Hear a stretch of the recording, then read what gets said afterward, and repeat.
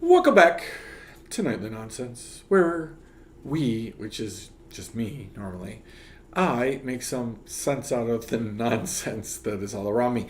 Speaking of nonsense, let me tell you my recent farm dilemma that everybody's already heard, but I'm going to say it again because I want it on video. Because someday,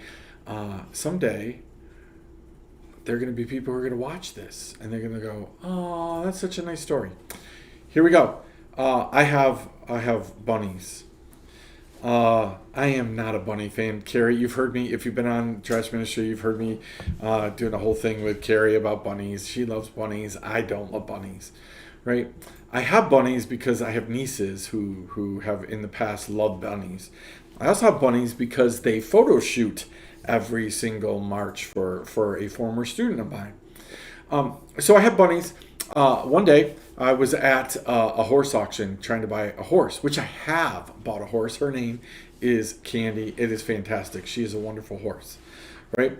So I was at a horse auction, but in between the tack, right, and the horses is the small animal department. Normally, I totally miss out on this thing because it's good for me too, right? But I didn't miss out on it this time because I have my two nieces with me. They were sitting above me, and there was an Amish guy sitting with them, and this Amish guy heard my nieces asking me for bunnies. Like, do we need some more bunnies, Uncle Andy? And I'm like, nope, we do not, right? The short story is I ended up with three bunnies. I have a black one, a brown one, and a white one. They are really cute. They were really, really cute, right? But then they grow up, and then they just don't become cute anymore. So I have these three bunnies. They're in a cage together, and they have been doing life together. And then one morning, I woke up, went out to feed my bunnies, and noticed that my three bunnies had become four bunnies. There was a baby bunny sitting there, and I instantly knew that I had made a pretty big mistake. I never dawned on me that these three bunnies weren't all the same sex. So, had a baby bunny. Later on that day, my nieces came up to visit, and they came running out to me, and they said, Uncle Andy, did you see, do you know? And I'm like, if you're telling me that I have a baby bunny, the answer is yes. And they're like, no, you don't have a baby bunny. You have 8 baby bunnies. Now, there's a big difference between one baby bunny and 8 baby bunnies, right? So I now have a Chagunda problem because the research tells me that 2 bunnies in like 3 years can have 1,000,000 bunnies. Like, you can get bunnies really quickly. I'm not running a bunny farm, nor do I want a bunny ranch like other people want.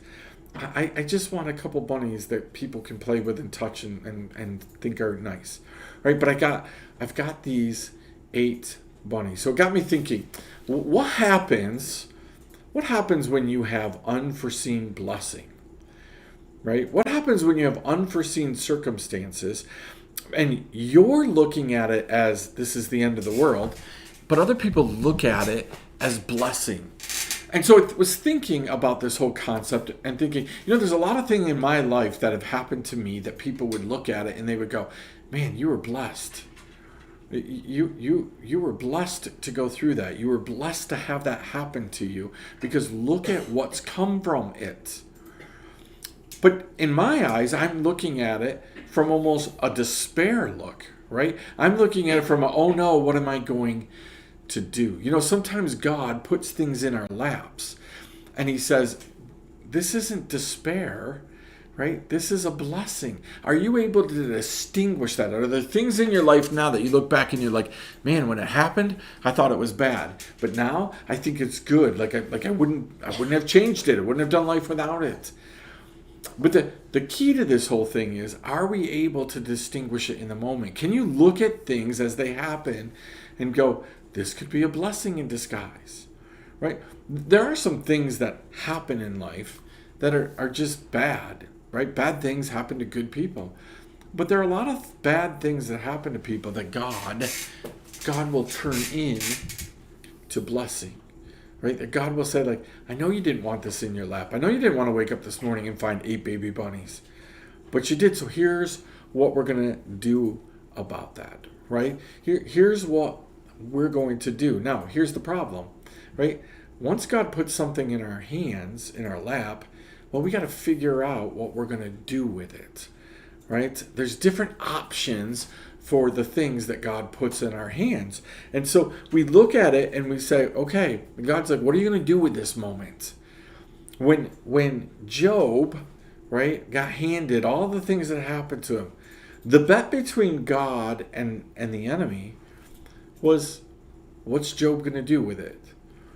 Do you know that it's the same idea with you, right? God and the enemy are, what are you going to do with this moment? You didn't ask for it, you didn't want it, but what are you going to do with this moment?